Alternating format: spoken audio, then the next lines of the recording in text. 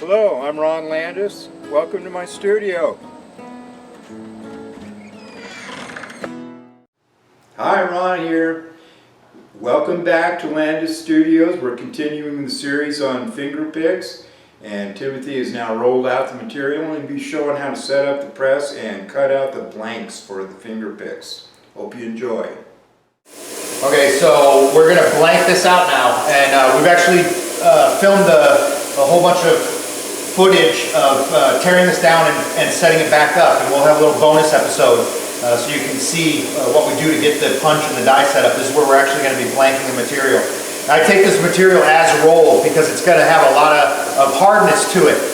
If you were to blank your precious metal dead soft or fully annealed, you can run into some disformation, what we refer to as cupping. And so you can get some inconsistent blanks, you can get a lot of extra flashing, you can get just some little extra trouble when it's super soft because it's real malleable and it changes shape. So I like to do it as rolled. In this case, considering all the rolling I do to it, it's probably full hard. Material is referred to in different hardnesses. There's actual hardness scales that they refer to if you get real technical. But a broad spectrum, they kind of refer to just as quarters: quarter hard, half hard, three-quarter hard, full hard. And you want at least like around a quarter hard to keep the blank from being disformed when it comes out. That's the air compressor. We'll just run that script through here. We got a circle plate between it. Again, tune into that other episode and see how this all gets set up. What I'll do is I'll run a few in one direction so that I can get the orientation correct. And then we'll run the strip back through so we can get as many out of the strip as possible.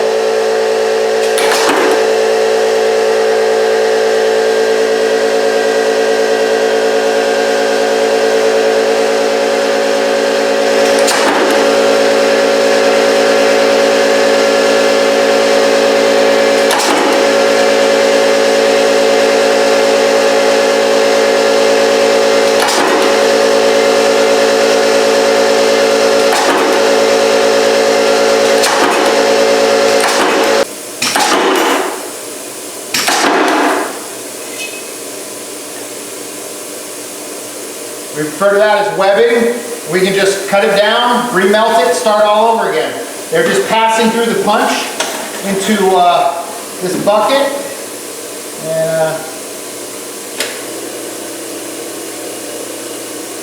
That's the starting blank. So I've just got those blanks that we blanked out, and I annealed them. And again, when we're talking about like all the rolling and why we flip it and all that grain structure and the annealing and everything, what you're doing when you're annealing is that grain structure gets all elongated and mixed up and changes all the shape. And when you anneal it, you're actually splitting all those grains into tiny little pieces. And so that's why you take all that effort of getting the correct reduction ratio and flipping the strip and making sure that all those grains stay intertwined. Because when you go to anneal it, literally, if you look under a microscope, you can actually see the grain structure in the silver, and you want it to split into a nice little fragments, nice little crystal fragments, instead of being all misshapen and misdirected. Because it aids itself in the way the material strikes, the way the material works. After annealing it, again, it just gets that fire scale and whatnot on it. So we're running through a really nice, soft, buff Scotch-Brite, just to take the fire scale off it before we start the forming process.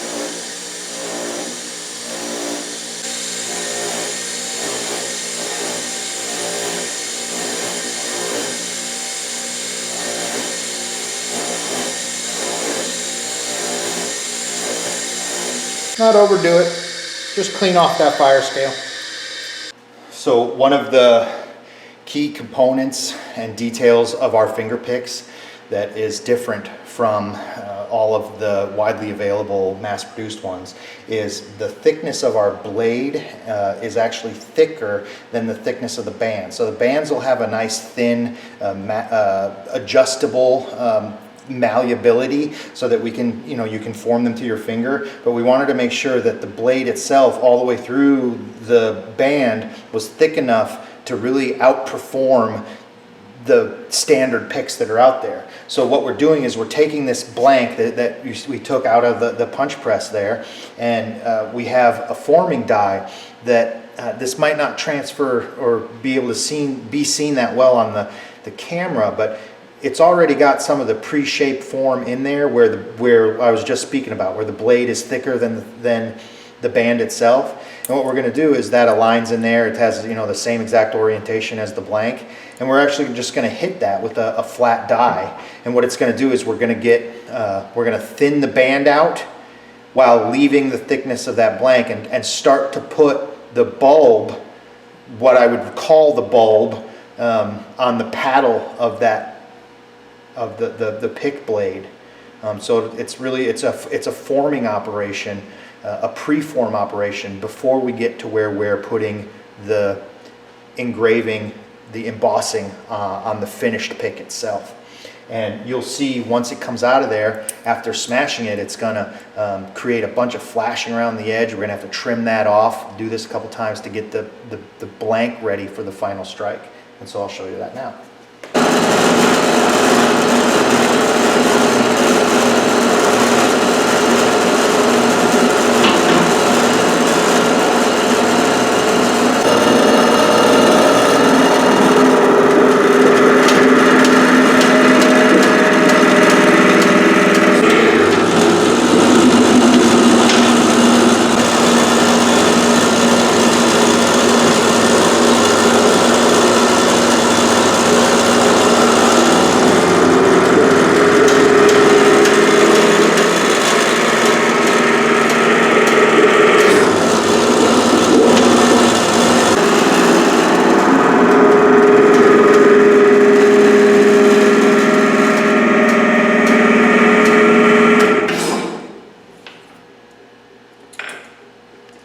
So here you can see it's actually smashed that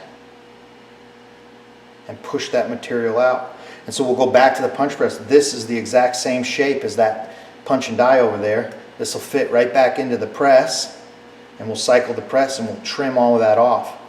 And now we'll have it's thinner in the blade, and you can see or thinner in the band, excuse me, and it stayed thick in the blade, and it started to preform the blade.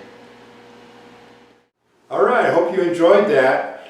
And if you have any questions at all about the process that we've just shown, be sure to put them in the comments down below, and we'll try to answer them as we can. And remember to subscribe if you haven't already. You can like us on Facebook and Instagram, and be sure to visit our website at landispix.com.